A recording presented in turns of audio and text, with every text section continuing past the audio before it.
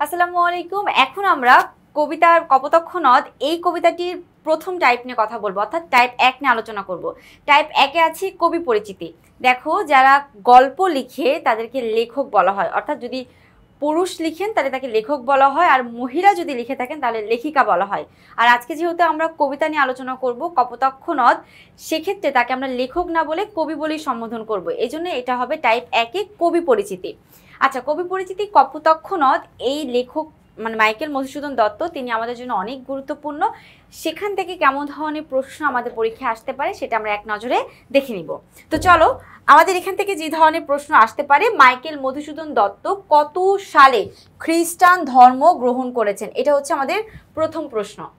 এটা খুব important. Michael Madhusudan Dutta তিনি যখন জন্মগ্রহণ করেন তখন তার নাম ছিল মধুসূদন দত্ত, অর্থাৎ তিনি হিন্দু পরিবারে জন্মগ্রহণ করেছেন, কিন্তু তার হিন্দু পরিবার থেকে তিনি খ্রিস্টান ধর্মে যুক্ত হয়েছেন, এই জন্য তার নামের আগে মাইকেল শব্দটি যুক্ত হয়েছে। আর এই মাইকেল শব্দটি কত সালে যুক্ত হয়েছে সেটা হচ্ছে 1843 সালে। এরপরে দেখো, আমরা 2 নম্বর প্রশ্ন যাব। আমাদের 2 নম্বরে কি আছে? মাইকেল মধুসূদন দত্তের শৈশব অতিবাহিত হয়েছে কোথায়, অর্থাৎ তিনি ছোটবেলায় কোথায় কাটিয়েছেন? কলকাতায়? না। নদিয়ায়? না। যশোর শহরে? সেটাও না। সঠিক উত্তর হবে কপোতাক্ষ নদের তীরে।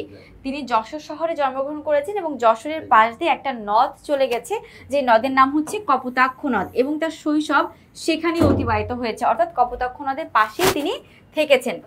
আচ্ছা, এর পরবর্তী প্রশ্ন আমাদের 3 নাম্বার আছে। দেখো, মাইকেল মধুসূদন দত্তের অমর কীর্তি কোনটি? অমর মানে যেটা সারা জীবন বা আজীবন বেঁচে থাকে, সেটাকে অমর কীর্তি বলা হয়। তো মাইকেল, এটা খুব ইম্পর্টেন্ট একটা প্রশ্ন, এই জন্য 3 স্টার দিয়েছি আমরা, বিভিন্ন বোর্ডও এসেছে। তো তার অমর কীর্তি হচ্ছে প্রজাঙ্গনা কাব্য, না এটা হবে না। বীরঙ্গনা কাব্য, এটাও না।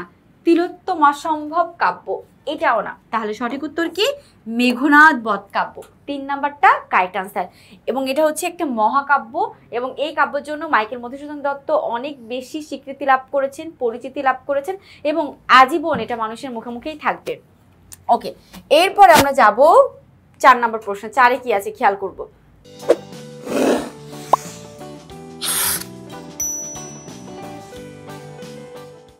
বাংলা সাহিত্যে প্রথম সার্থক মহাকাব্য কোনটি? সার্থক মহাকাব্য, অর্থাৎ পুরো বাংলা সাহিত্যের মধ্যে অনেকে অনেক মহাকাব্য লিখেছেন, বাট প্রথম সার্থক যে মহাকাব্যটা সেটা হচ্ছে মেঘনাদ বধ কাব্য। এরপর আমরা দেখব হচ্ছে পরবর্তী 5-এ, মাইকেল মধুসূদন দত্ত রচিত প্রহসন কোনটি? আমরা অনেকে জানি না প্রহসন জিনিসটা কি। আগে এটার উত্তর দেওয়ার আগে প্রহসন কি জিনিস সেটা একটু বুঝিয়ে নিই। আচ্ছা, প্রহসন হচ্ছে নাটক, নাটকেরই একটা অংশ হচ্ছে প্রহসন, বা নাটকেরই ভাগ হচ্ছে প্রহসন। নাটক মূলত 3 প্রকার, তার মধ্যে এক প্রকার হচ্ছে এই প্রহসন। প্রহসন হচ্ছে এক ধরনের কমেডি নাটক, এটা নাটকই বাট এক ধরনের কমেডি নাটক। কমেডি বলতে আমরা কি বুঝি? হাসি, অর্থাৎ কমেডির মাধ্যমে মজা করে করে সমাজের কিছু কুসংস্কার দিক সম্পর্কে জানিয়ে দিবে, সেটাই হচ্ছে আমাদের প্রহসন। আমি আবারও বলছি, প্রহসন হচ্ছে এক ধরনের কমেডি নাটক যেটা সমাজের হাসতে হাসতে মজা করে করে কিছু কুসংস্কার দিক সম্পর্কে জানিয়ে দিবে, সেটাই হচ্ছে আমাদের প্রহসন।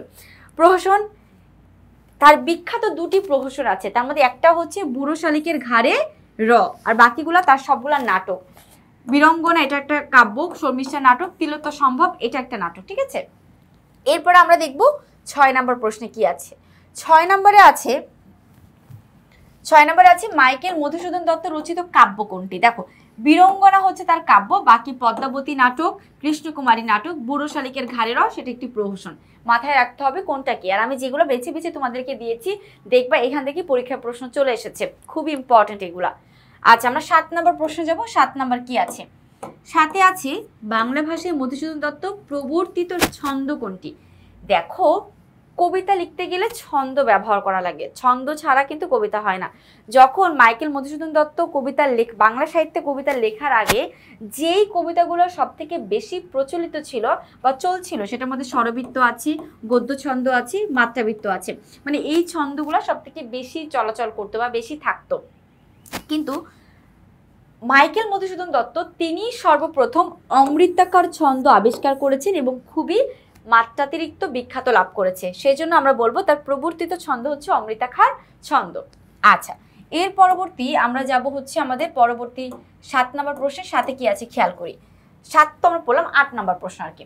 একেই কি বলে সভ্যতা? মধুসূদনের কি বলেছি, একেই কি বলে সভ্যতা মধুসূদনের কোন ধরনের রচনা? নাটক, প্রহসন, উপন্যাস, প্রবন্ধ। আমি একটু আগে বলেছি মাইকেল মধুসূদন দত্তের দুটা প্রহসন, একটা হচ্ছে বুড়ো শালিকের ঘাড়ে র, আর একটা হচ্ছে একেই কি বলে সভ্যতা।